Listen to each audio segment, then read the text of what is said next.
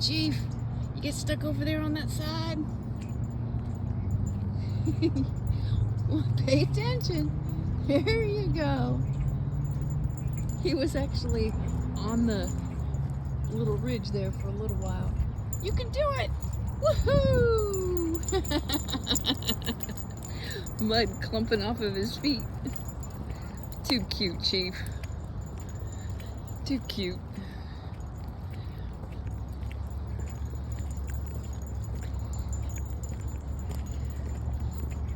We had a nice, beautiful, long, soaking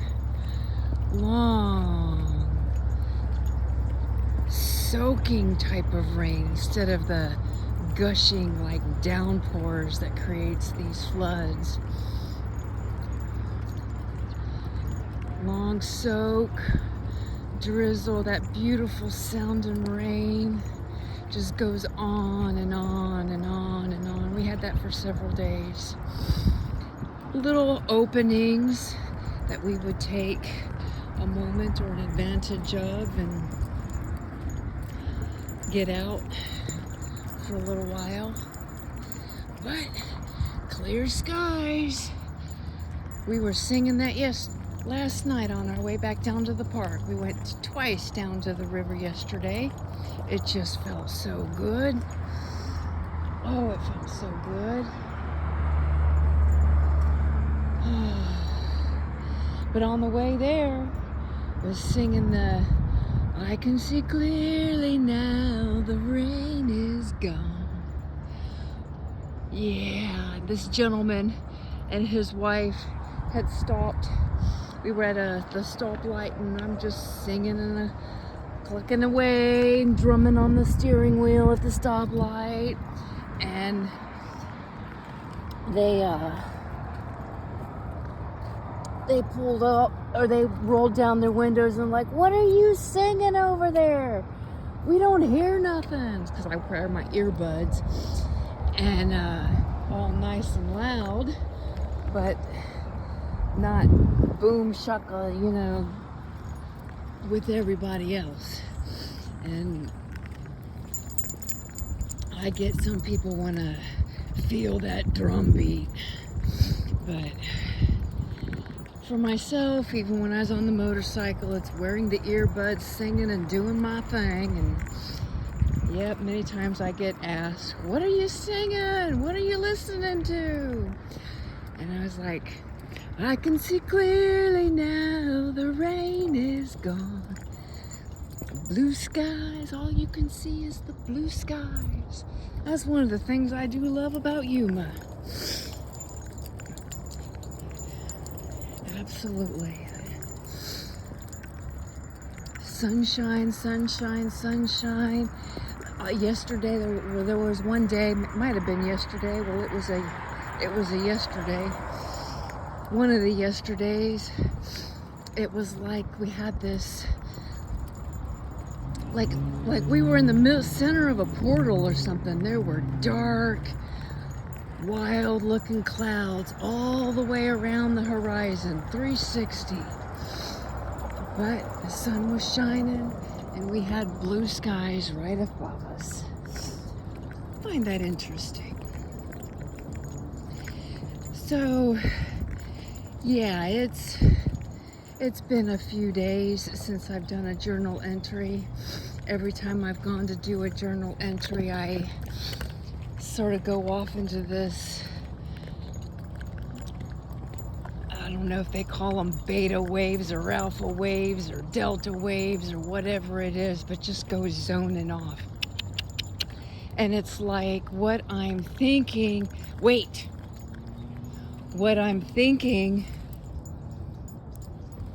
and processing within my beingness is, well, just not coming out my mouth, and find myself going off onto other little whatnots. And then I'm like, okay, I'm done with this, and I turn it off and go into that contemplative stay, in that contemplative, like, little state, and it just makes so much sense, and it's like, oh yes, and so I try again, and just not coming through, getting sidetracks, going off this way, going off that way, whatever. So I went to this, I'm just staying in this space. So, and back and forth between anger, grief. Well, that's part of the anger is part of the grief. So, yeah, it was like this going through all 5 stages of grief in like 1 week. And what was the grieving? I'm not really sure. And I don't need to know. I had a little sink off of the drive here. Guess they'll be coming through to repair that at some point. But yeah, this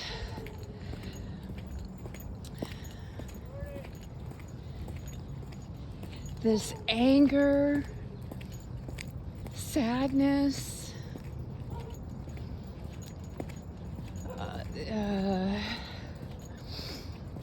and yet it came to this space of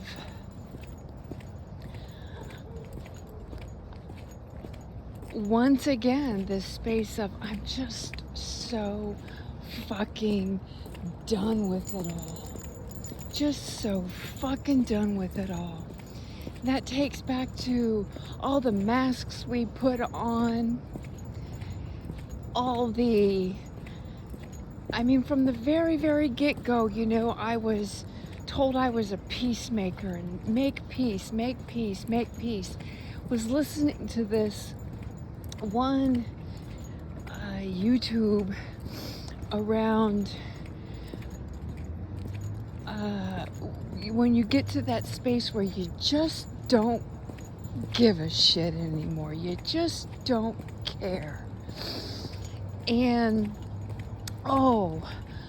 that space of apathy is where it's not that you don't feel everything. Everybody just has this huge freaking, if we could just go back to the original meanings of the words, it's like, hello people, we've gotten so inundated with this colonialism shit, and it's supposed to look like this and it's supposed to look like that, and blah blah blah blah blah blah, and you gotta care and you gotta do this and you gotta do that. No, you can care, you can feel, you can be and find that space of understanding, that place of compassion, but not move into the suffering piece. And well, obviously I'm not there yet, and that's okay. It's a journey, it's a practice, it's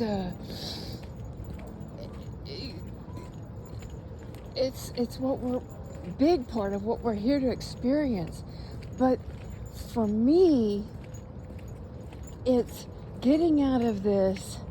It doesn't fucking matter what I create as long as it's coming from my heart and I understand it and Creator understands it, because it's Creator creating it through me, through my heart.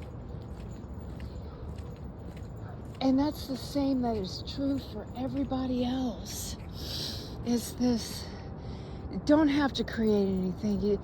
It's not focusing on the money and the materialism and, a good wife looks like this and a good husband looks like that and a good friend looks like this and a good friend looks like that, and just all that. Oh my God. It's just, stop it already. Stop it already.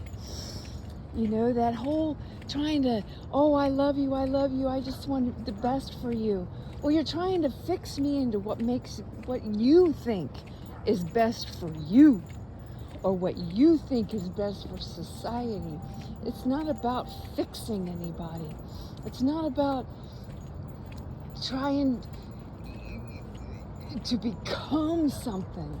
We already are. We already are. And we're already perfect, just the way we are, perfectly imperfect. Caringly uncaring. You know, that was one of the things that really resonated with me when I went to India. When I was in India, I was like, well, how come you're not helping? Oh, it is between him and God. We give advice, but we don't fix. It's between him and God. You know, you don't hurt anybody, but you don't necessarily help anybody either. Because you know, when you're trying to help the butterfly get out of the cocoon, you actually kill the butterfly. It's that struggle. It's that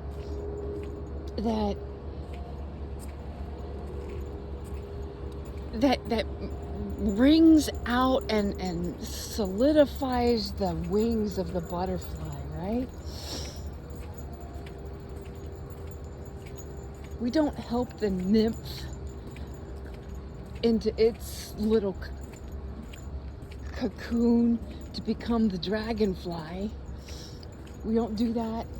If you crack the eggshell open before it's ready to hatch, you kill the baby. And it's almost like that is what everybody is trying to do. And everybody's spiritual truth, you know, you've got the universal principles, but then everybody's truth, their personal truth, is different. And that's what makes them so unique and beautiful, right?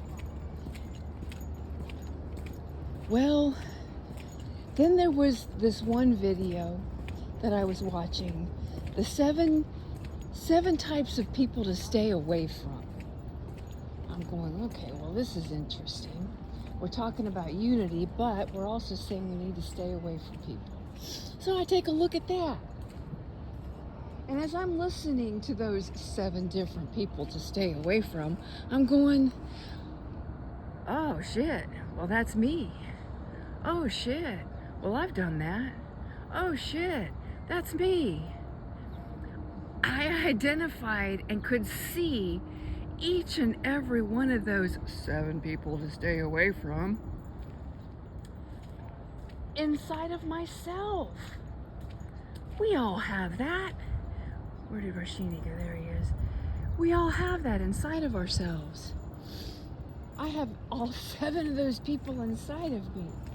And yet, I can recognize those 7 different people outside of me.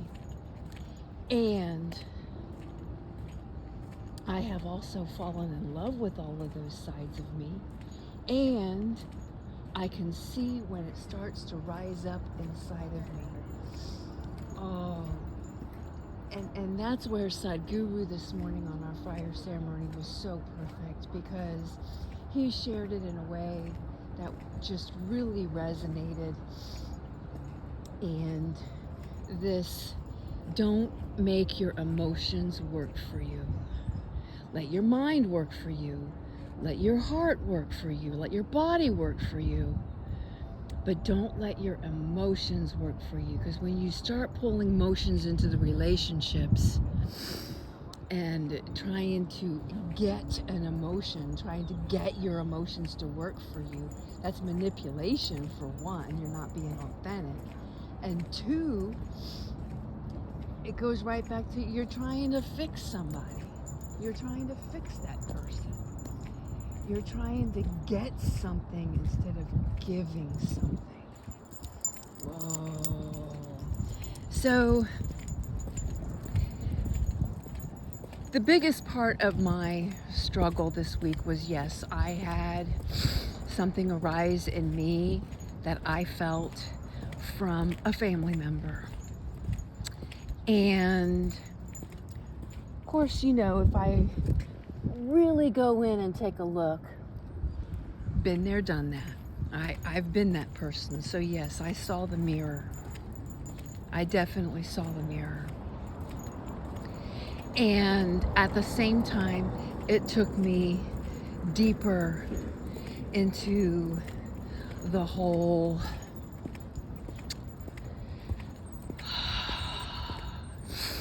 because they also spoke about forgiveness last week. And the shame, guilt, shame, and blame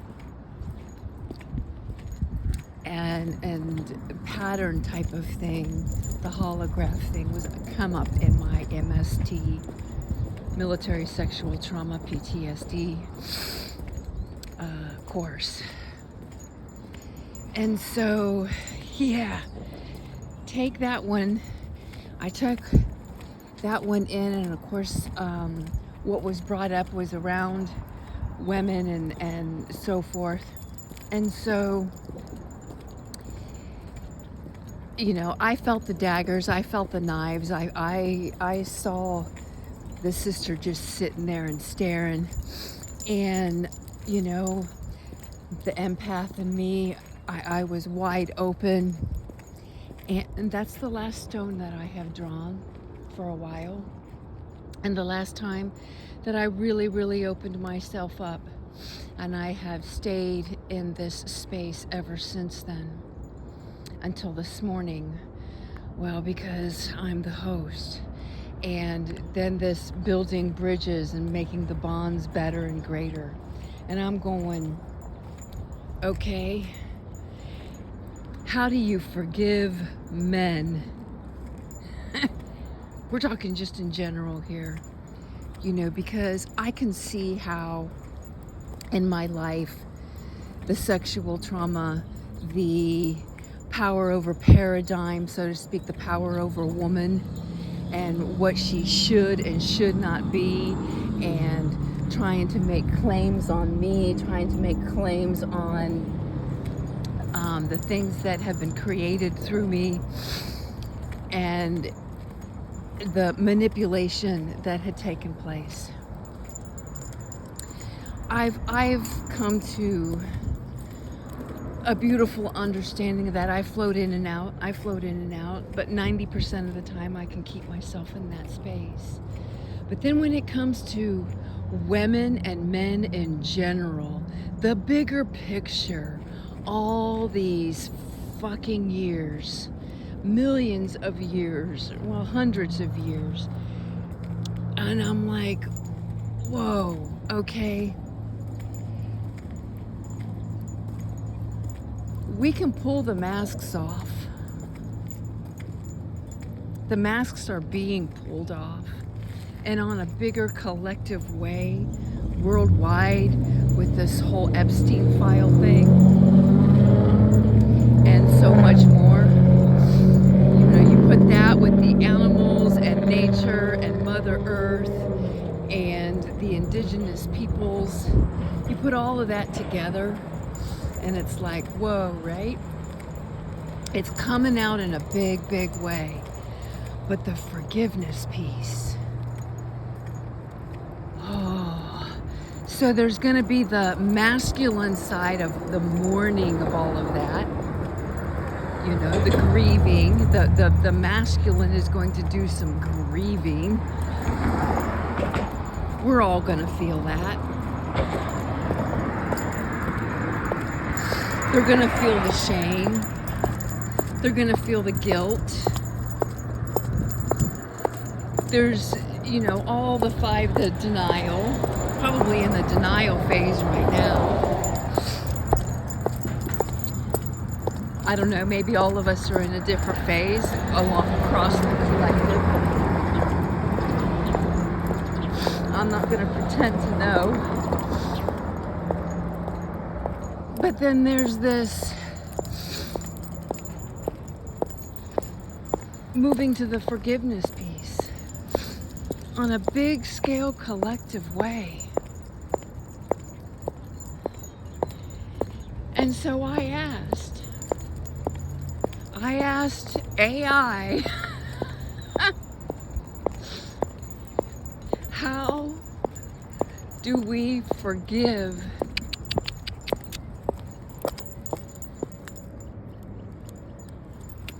the atrocities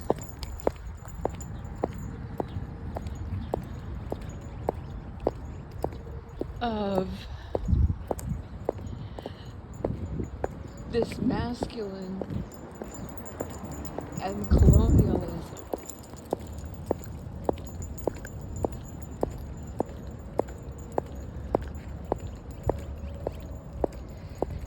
Oh, because the anger. I mean, I was throwing my book. I busted the spine on the book several times, and then had to get into the salt bath and just be with it. It's like, wow.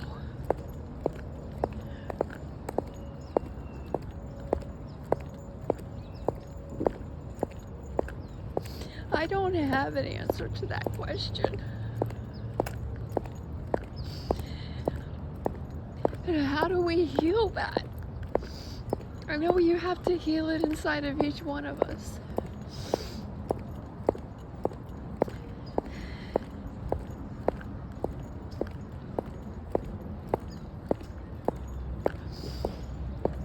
And maybe I haven't gotten there yet. Maybe this is a whole deeper level on my part, personally.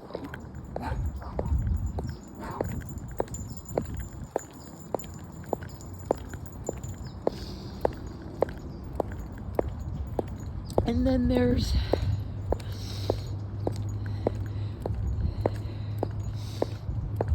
the grieving of what I thought was,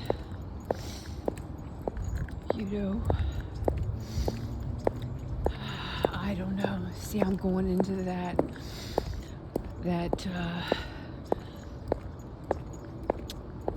feeling space, and I don't have words for it. And I don't think I have any idea what I'm saying, or if it even makes sense.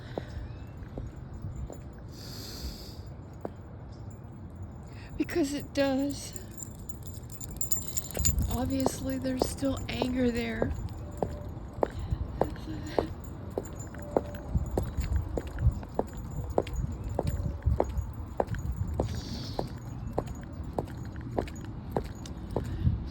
And I know that there are no victims. We're all volunteers. This is all part of the deal.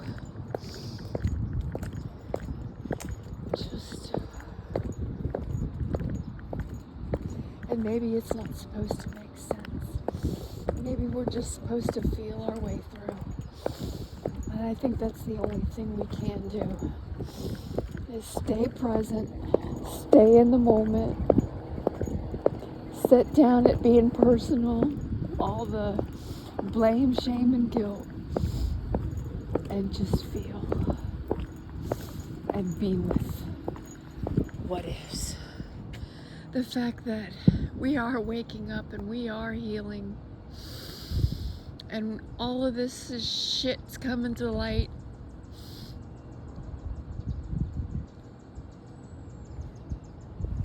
And may we all find that peace, dignity, and freedom within.